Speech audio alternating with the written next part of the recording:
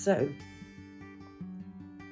I think I went into panic mode, and I'm sure there's some people out there, and if you're looking at this channel, you're probably thinking, I've either got MS, I might have MS, or I've got MS.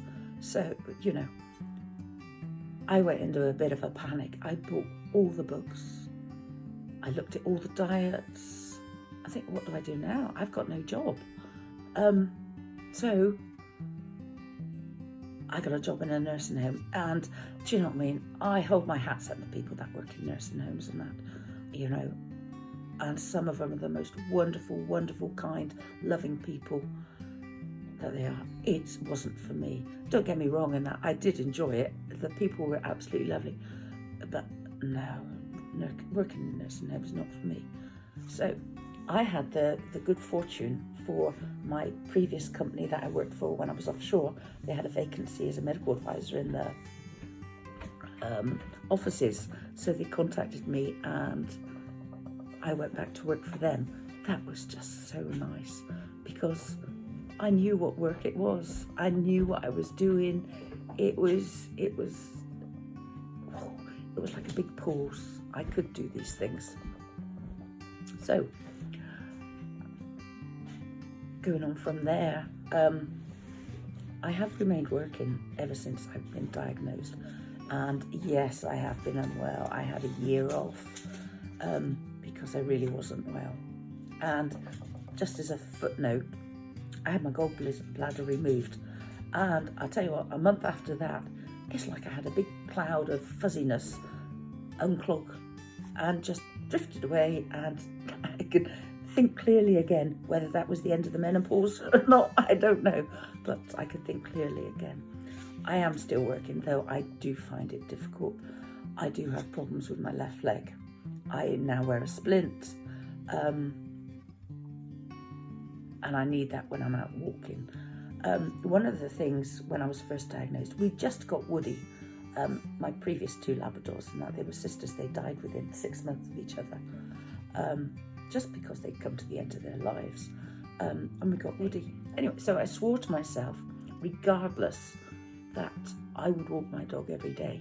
I would do it regardless, even if it took me forever to get up the hill and down again, I would still do it. So, and I've done that ever since. So from being diagnosed in 2016 as now 2025, I still walk my dogs most days. There's some days I don't, but majority of the days I do. And sometimes the hill where I live, it takes me up into the fields. It's lovely. Sometimes it's like Mount Everest, and sometimes it's like a stroll in the park. So, and it changes from day to day. And if you've got MS, that's what's going to happen to you. Some days will be better, some days will be worse, but actually you are no different today than the day you were yesterday or the day you are going to be tomorrow. You just have a few symptoms.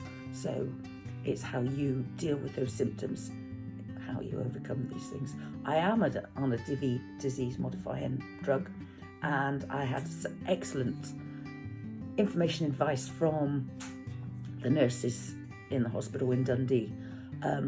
So I'm now on Ocrevus. I have had previous ones. They stopped working, I had a relapse, and I'm on Ocrevus now. Every 6 months I have an infusion. I'm one of these people, I hate taking tablets.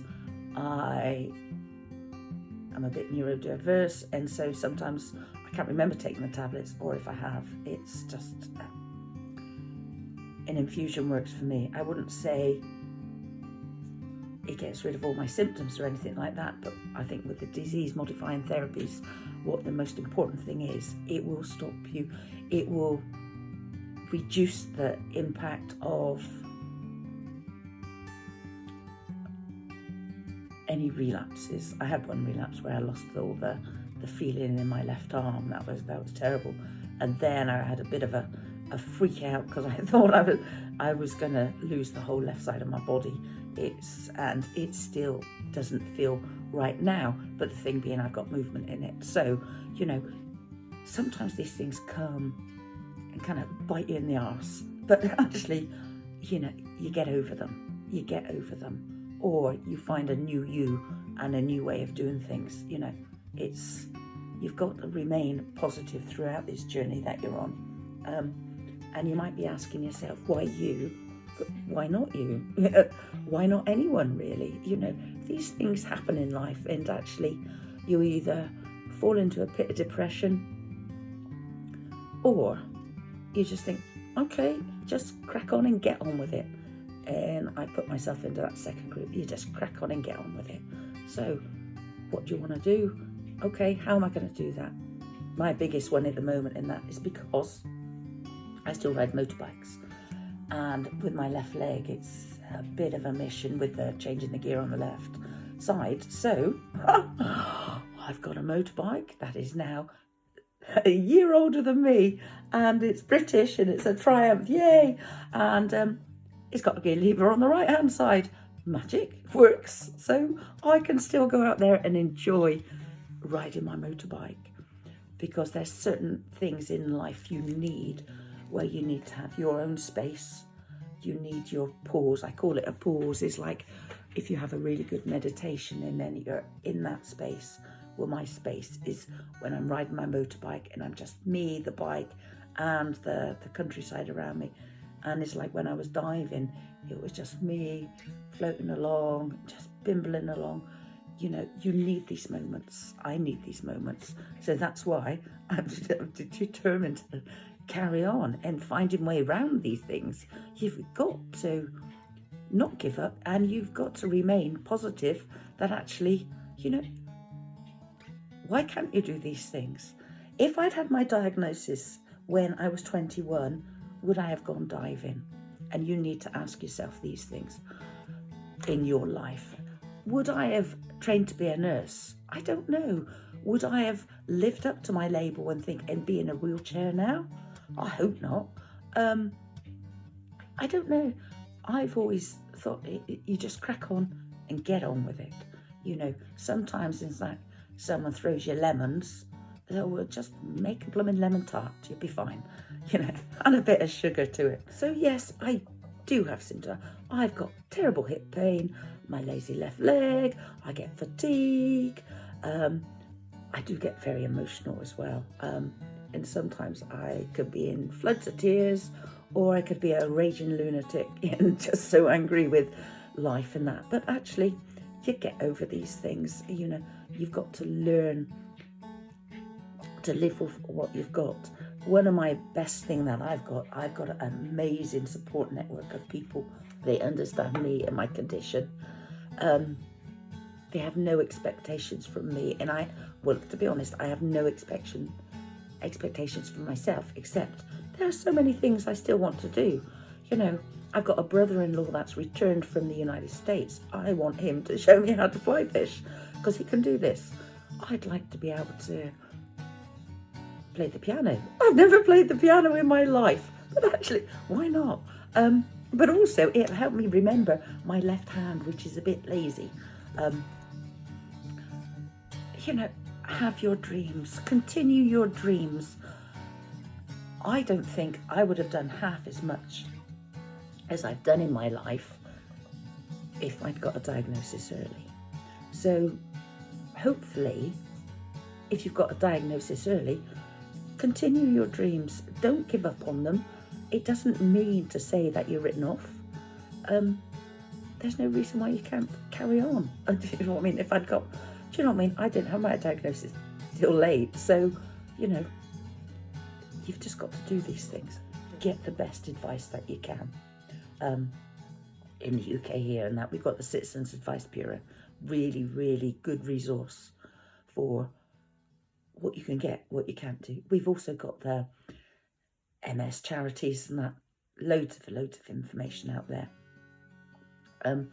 If you're employed, I cannot underestimate the value in working. Working means that you are part of a community. You've got people that you meet every day, because MS can be quite isolating. And your brain functions. I have been always 100% completely and utterly honest about my MS. And I know what I need to continue working. I know what I don't need. I know what makes me worse. I know what makes me better. One of the things I have found out, that stress and anxiety really, really affects my anxiety, my MS, I should say. And so I try to minimise that as much as I can. But with your employers, use their occupational health services, use the unions if you've got them, and that. Make sure they look after you. Make sure you tell them what you need. So now I'm working with this wonderful employer, local to me, because I was travelling all over the place and that was too tiring. So local to me, and they appreciate my disability and the things that I can't do. So yes, reevaluate everything. Just give yourself time. If you need to go on holiday or take some sick time and that, do it for enough time for you to get a head around your diagnosis. And just remember, you've got to listen to your body. Keep following your dreams. You are that same person now. Make sure you've got a good support network around you, because you need those people to help support you. And if anyone don't support you, then maybe you need to move on to someone else that day. Thank you for listening, and like, subscribe, and ask me any questions you want to.